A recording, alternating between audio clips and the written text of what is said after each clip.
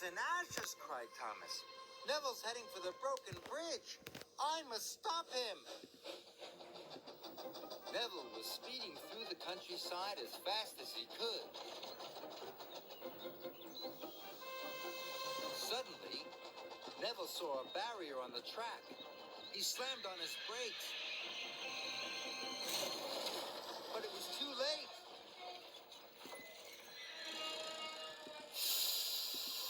Neville was in terrible trouble. He was on the broken end of the bridge.